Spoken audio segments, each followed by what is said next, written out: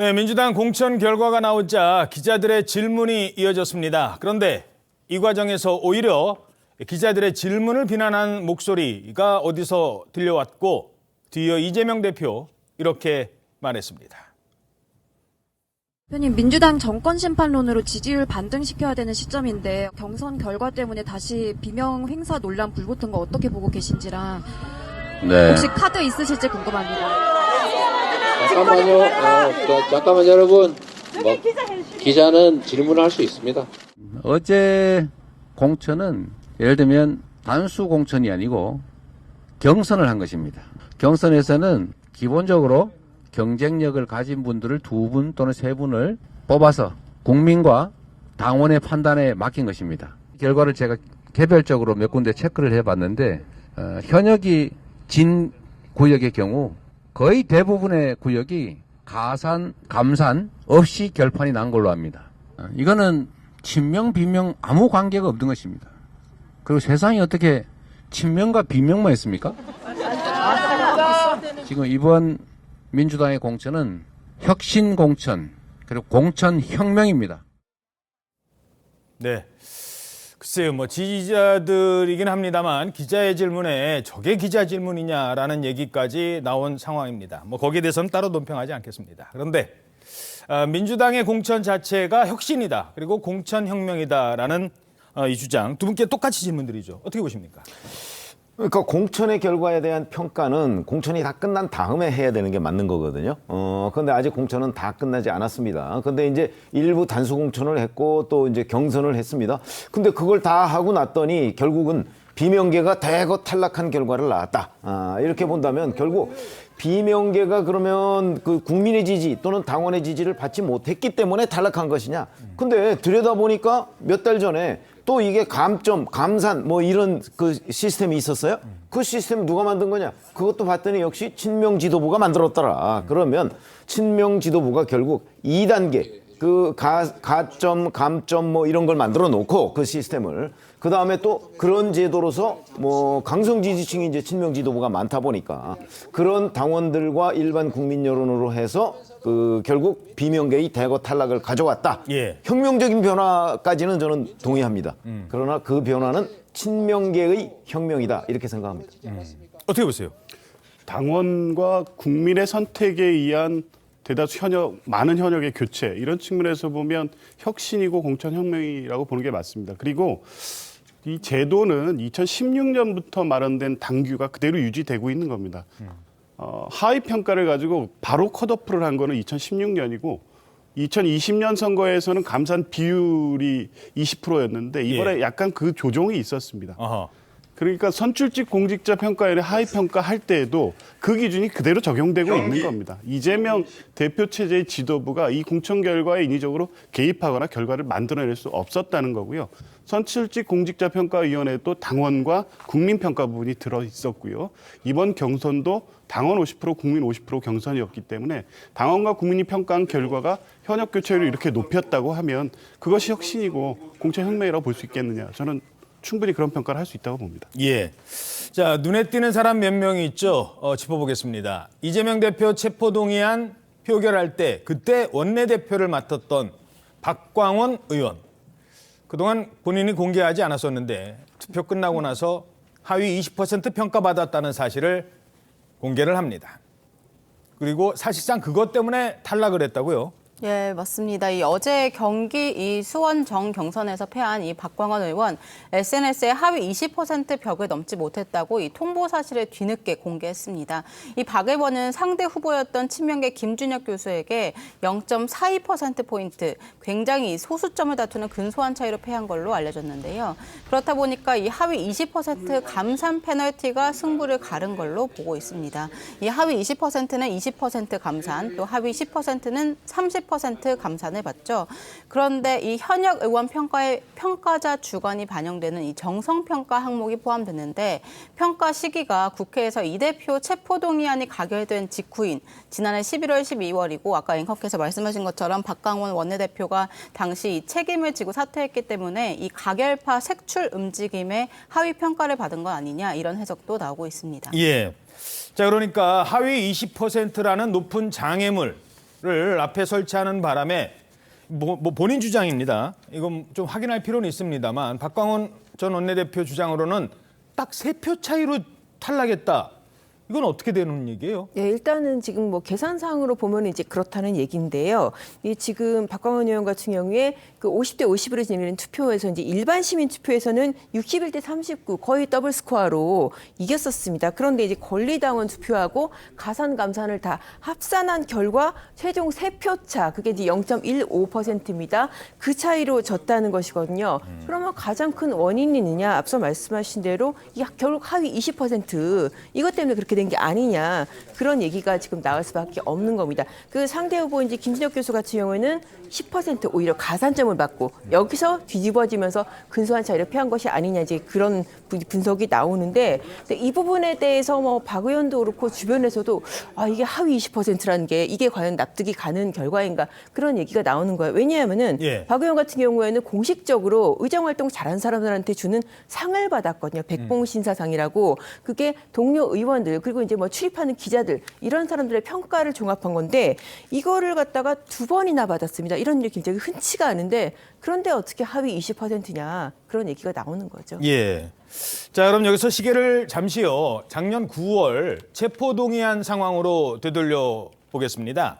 그때 국회에서 이재명 대표에 대한 체포안이 가결이 되죠.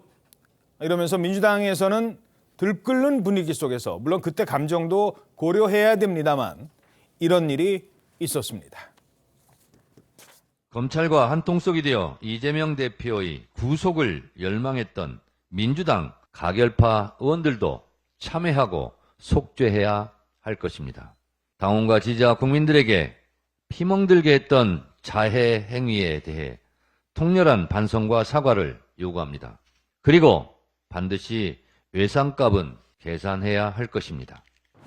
모든 상황에 대한 책임을 지고 박광원 원내대표는 사의를 표명했고 이 시간부로 원내 지도부는 총사퇴합니다.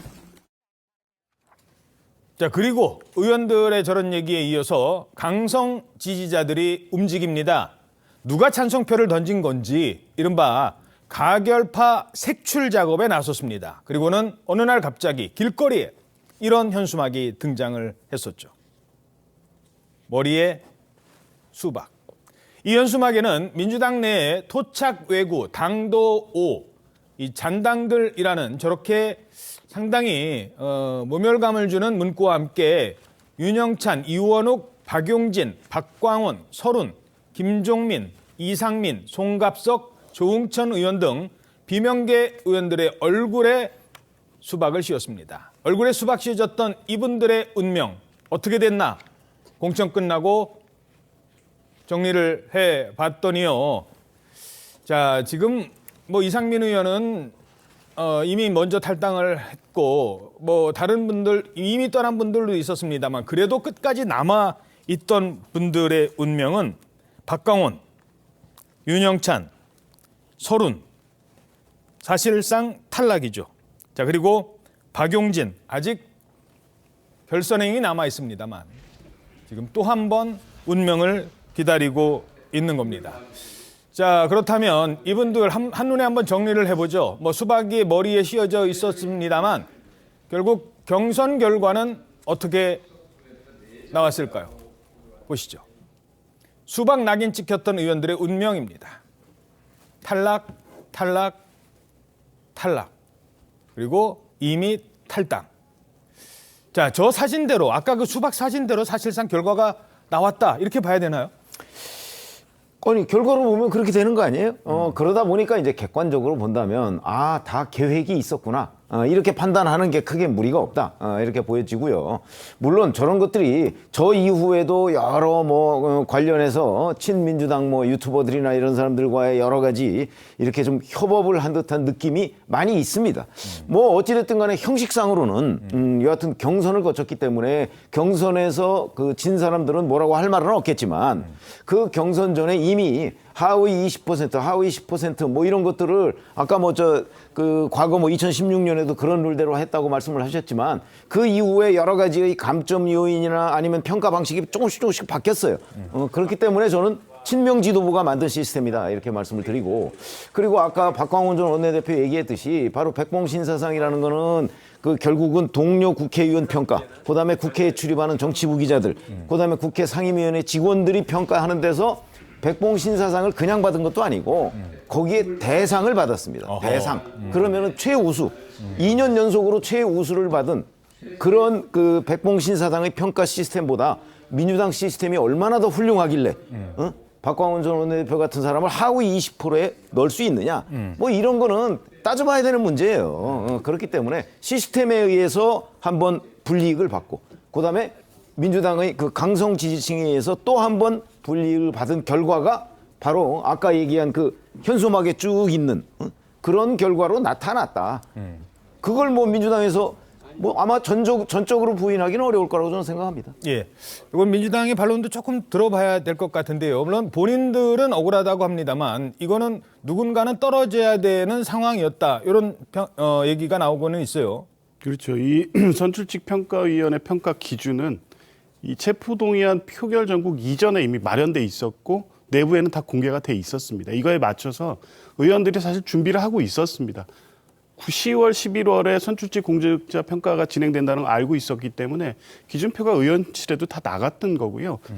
이 국면을 예측하고 선출직 공직자 평가위원회를 기획하고 계획했을 수가 없습니다. 그러니까 이 준비된 대로 진행하는데 그 과정에서 9월에 이 체포동의안 표결이 있었던 거고요. 그 결과가 객관적 정량평가를 뛰어넘는 당내 당원들 그리고 국민 일반 여론의 그 흐름이 있었던 겁니다. 이게 선출직 평가위원회에 반영된 거다, 그렇게 봅니다. 자, 그렇다면 3선의 박광원 전 의원을 누른, 전 의원은 아니죠. 아직 현 의원입니다. 죄송합니다. 전 원내대표를 누른 사람은 누구일까요? 오늘 조간에 이런 기사가 실렸습니다. 조선일보 사면 보시죠. 박광원 누른 김준혁, 저서를 봤더니 이분이 이제 책을 쓰셨어요. 학자시니까.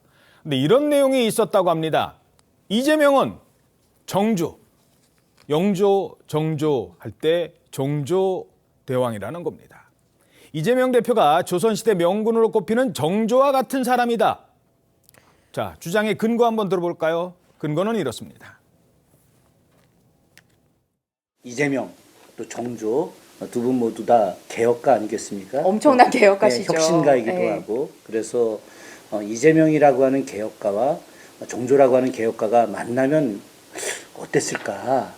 이재명 후보가 이렇게 그 대선 후보로 그날 이제 영상을 올렸잖아요. 그날 제가 너무 충격을 받았어요. 억강부약, 대동세상 그 얘기할 때 흥분이 되더라고요. 완전히 다 쓰러져가는 집이고 200년 넘은 큰 소나무가 있었어요. 그 소나무의 기운이 이재명한테 간 게 아닌가. 나는 이제 그런 생각이 막 드는 거야. 정말 너무 가신 거 아니야? 아니 이제 그런 생각이 이제 네. 들었다는 거죠.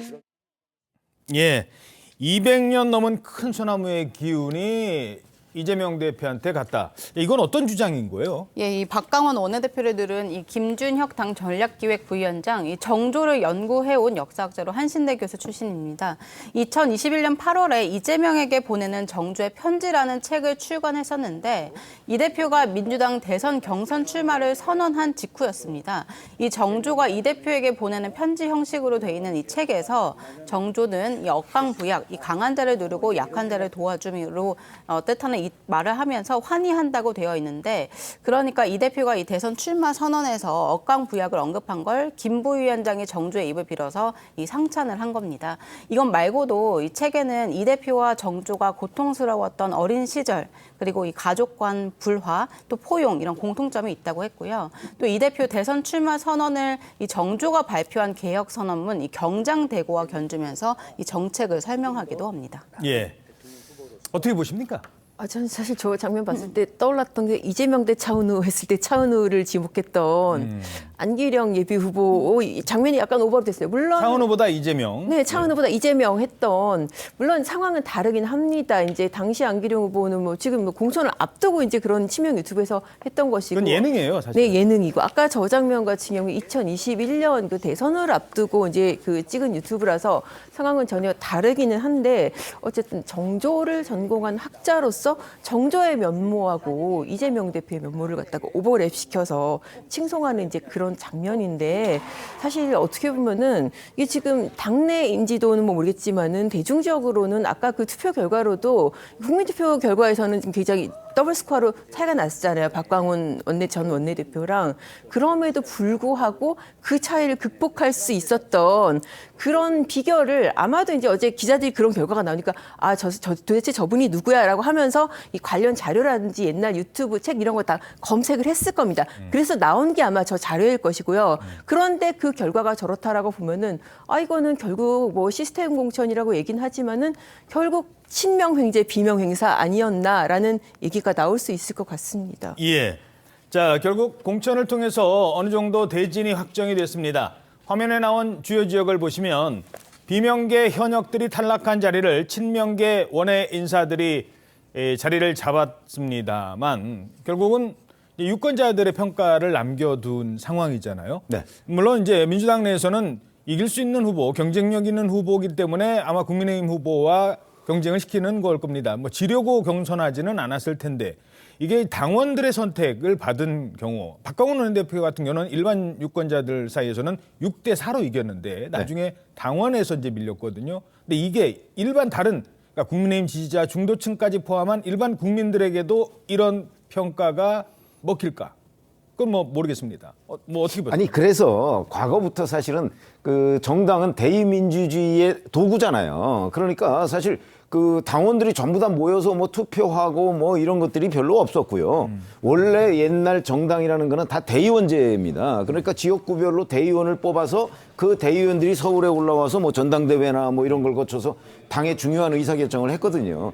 자, 그랬더니 이 대의원들이 이제 그 당협위원장이나 지역위원장이나 이런 사람들의 그 의견을 너무 따르다 보니까 민심과 그 괴리가 된다. 뭐 이래서 이제 도입된 게 그러면 그거를 민심과 일치시키기 위해서 일부 여론조사를 하자. 이렇게 됐던 거거든요. 그 여론조사를 했더니 여론조사를 또 중요한 변수로 넣었더니 이 당대표의 영향력이 줄어드는 겁니다.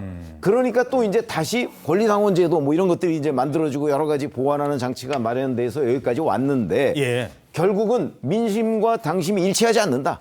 그래서 옛날에 보면 뭐 갈라파고스 정당 이런 거 아마 들어보셨을 뚝 거예요. 떨어져 있는 정당. 그러니까 뚝 그 보통 사람들의 사는 곳과는 완전히 떨어져 있는 섬지대 같은 이런 당을 만들어 놓으면 과연 그 갈라파고스에서 살던 동물들이 일반 이 보통 사람들이 사는 이 지역에 와서 생존할 수 있겠느냐. 그게 이른바 본선 경쟁력이에요. 그러니까 지금 민주당이 뽑아놓은 대부분의 저 친명계 후보들이 과연 총선에서 국민의힘 후보 또는 무소속 후보들을 꺾을 수 있을 것인가. 이런 부분이 이제 의문점이 드는 거죠. 아마 제가 보기에는 당내에서도 그런 의문점이 굉장히 확산되고 있는 것으로 알고 있습니다. 예. 어떻게 보십니까? 그 당원과 민주당을 지지하는 분들의 여론은 이번 경선을 통해서 확인된 거죠. 그런데 수원같이 1대1 구도 국민의힘과 팽팽하게 맞설 수밖에 없는 지금 상황에서 중도 확장이 필요한데 그 부분은 지금 말씀하신 분의 일정 동의합니다. 쉽지 않을 가능성이 있습니다. 더군다나 박광훈 의원같이 지역에서 명망이 있고 신망을 받던 분이 경선을 통해 탈락했고 그러면 또 당연히 당내 조직도 약간 혼란과 이완이 있을 수밖에 없는 상황이고 그런 영향력이 또 중도층에 작용할 가능성도 충분합니다. 그래서 이제 어쨌든 김준엽 후보 같은 경우가 기존의 당 조직에 얼마나 지지를 끌어내느냐 또 이런 것이 자연스럽게 공천의 과정이고 또 변화를 원하는 당과 또 국민의 요구가 있었기 때문에 본인이 됐다는 선택을 지역에 얼마나 잘 호소해서 이것들을 그 지역 국민이 공감할 수 있게 만드느냐. 그게 아마 정중진들을 무너뜨리고 이번에 진출한 신인들의 과제이고 이것을 어떻게 해내냐에 따라서 본선의 승패가 갈릴 것으로 봅니다. 예, 알겠습니다.